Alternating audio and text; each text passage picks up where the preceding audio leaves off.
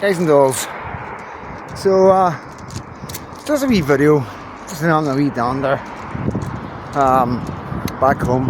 So I am from my local city centre. Wee bit windy. That's all gonna stop soon. Got something coming. Ordered something, so I have. Well, hopefully it's getting ordered today. Tenner, it's a microphone you plug in.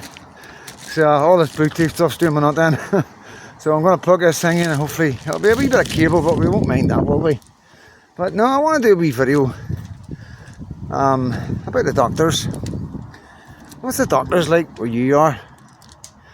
I'm going to tell you what the doctors is like where I am. And it's pretty much the same story for everybody. So, as everybody knows, it takes about a good wee while to get through to the doctors. You normally in a waiting list for a waiting queue, you know, number 10, 12, 14, 15, and then slowly it goes down and you wait. You can wait up to an hour to get through.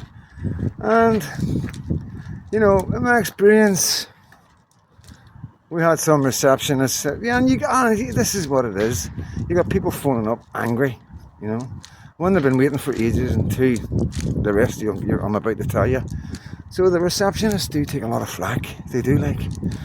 But, you know, they should be professional. That flack that they get shouldn't be passed on to somebody else that phones them. But I have to say, my doctors personally have got an amazing receptionist, and I actually went in my way the last time I was speaking to her to tell her that. I did. I think she was quite surprised. I was like, I just want to take this opportunity to say, you've got an absolutely amazing attitude, and I'm the first person to complain about people that don't have a right attitude, so I'm going to be the first person to tell you that, well done. You know, you've made my life really, really so much easier, just the way your attitude on this phone to me. And it meant a lot to me, because it was always like a difficult anxiety building up when I was going to have to, you know, and this is why I never phoned the doctors. So then you get a phone, you get through, and you want to see a doctor, so you're talking about 2 weeks, you know, I'm being conservative, before a phone call back. Because that's what they do now, they phone you since COVID, man. Let's phone you back. If you want a face-to-face, you're going to wait up to a month.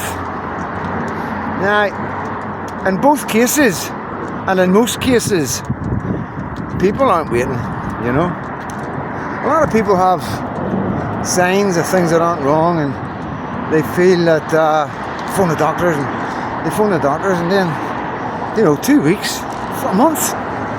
You know, unless it's really serious and persistent, then they're not going to chase it up. And then what happens is, a couple of weeks later, it comes back, whatever's wrong with them, and they don't phone up, because they can't be asked going through the rigmarole of waiting and waiting 2 weeks and then whatever. It puts people off. And there's so many people in the working class areas aren't getting any and it's set up in a way to do it like this. I'm not kidding you on, like, there's no other way it's set up like this for. You know, if you're really seriously not well, you'll persist and you'll get through. But not everybody's like that, you know. And it's horrible. It's really horrible. People are suffering. People are dying because they're not getting through to the doctors. And I know it's all down to the individuals, but trust me, it's so difficult. You've got to understand, for working class people to do anything, you're waiting on the phone for hours and hours, like just to get what you deserve, what you're entitled to. And this is the common thread through working class areas for everything. Nothing's easy. The only thing easy to do in this world these days is open up a bet account with any betting company. I swear to God, do it like that. You know, and that's the way we're going. It's a strange thing, you know. It's like, surely would you think a modern society would have a system? And then we're hearing that the immigrants in the hotels, the NHS are going out to them. Because when we say they're getting priority, they're not getting priority. They are getting priority, you're going out to them. You're going out to their hotels and doing all the dentists and all the thingy. Because we're taking the pressure off the doctors. They're no coming to the doctor. We don't care. You know, at the end of the day, they shouldn't be here. You know, they broke into the country illegally. They went through 5 safe countries to get here. And they're here just to claim our benefits. And then you're like giving them health care that our own people can't even get. And I know the government will say, oh, but there is, you've got, there's much. No, we don't. These people aren't waiting on the phone for ages, having to sit and wait and know your caller number 12, caller number 11, and you're just hoping that all the callers are in and out. You get one caller there that's not happy and persists on the phone. That's you waiting for a good 15-20 minutes just for that one call to go from 11 to 10. These guys aren't suffering that. These guys aren't suffering all the hassle of going online, trying to do your universal credit. And it's always people from Pakistan or Afghanistan. Call centres, you can't even understand what the guys are saying. They're foreigners. They shouldn't be dealing with working class people. You know, it's simple as that. They should not be dealing with the most vulnerable people in our society. We should have English speaking people that can hear the most brogue accents, whether it's from Belfast, whether it's from Glasgow, or whether it's from Edinburgh or Dundee or Aberdeen or Ballymena. You get what I'm saying? Right, wrong way, sorry. You get what I'm saying, you know? There's so many wrongs,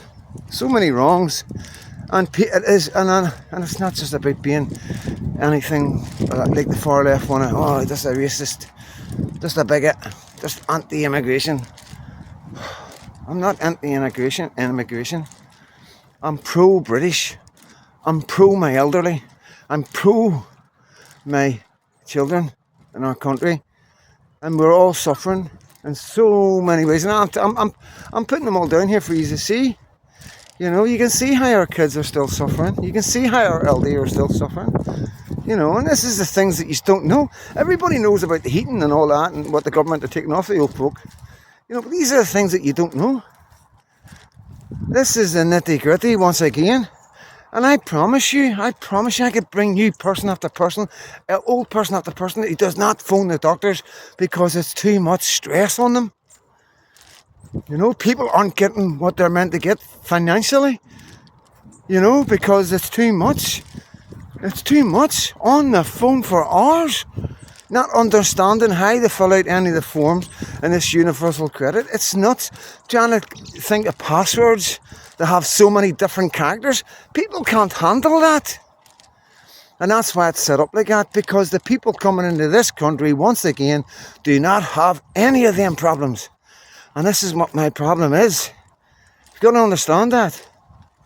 There's no equality in this country any longer. If you break into this country and come into this country illegally, you get lifted and laid. You get all the translators, you get all your forms filled out for you.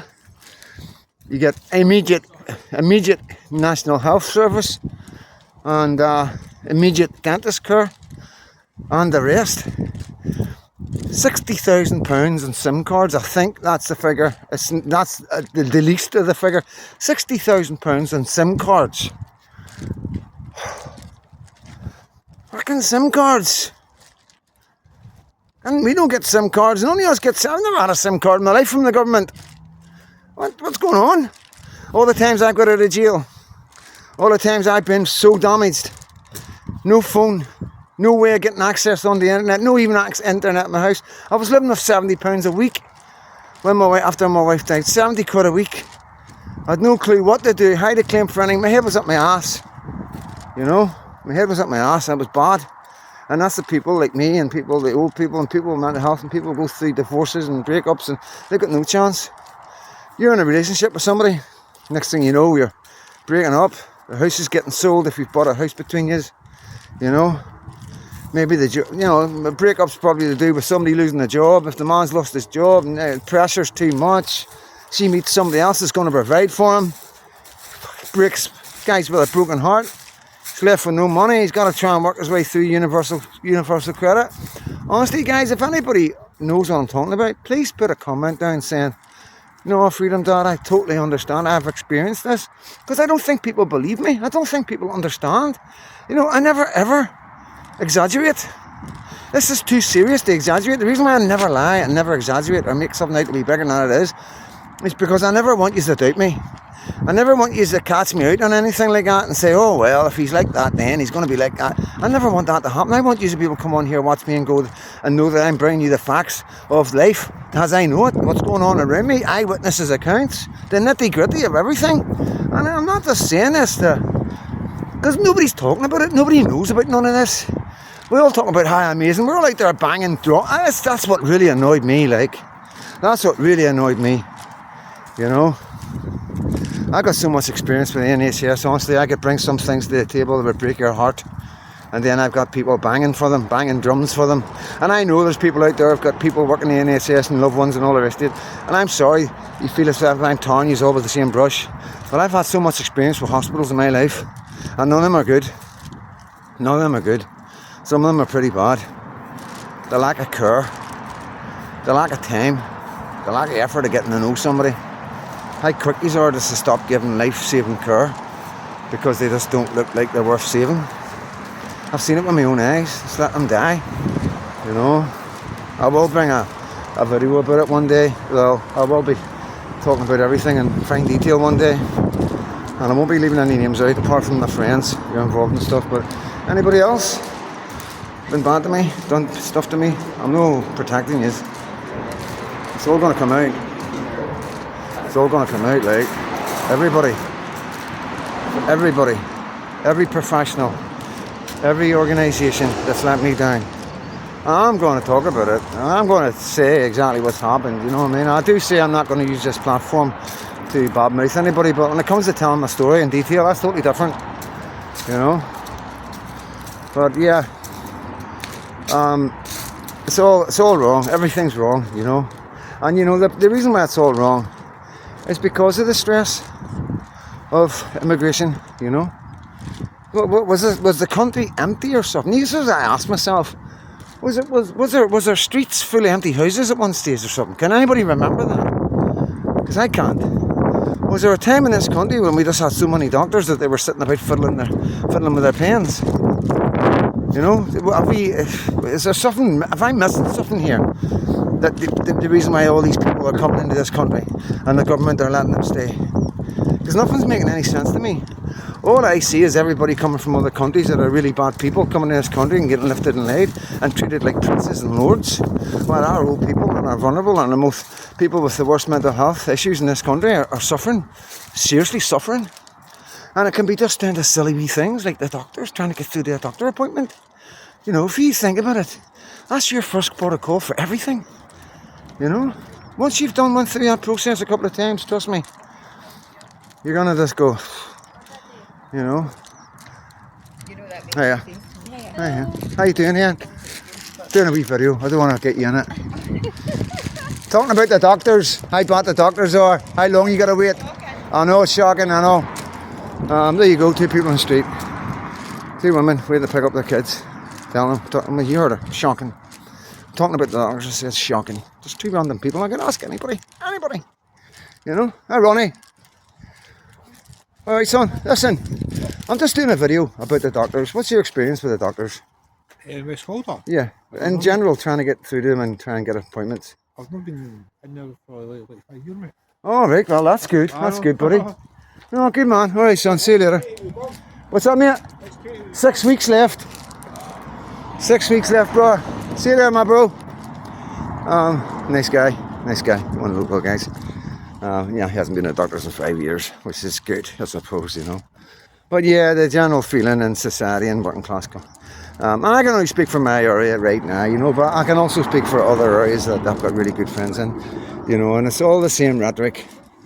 But guys, I'm not going to go on and on. But that's what it's about today, the doctors and the arms and legs that comes off it. So have a good day. Stay safe. God bless you all.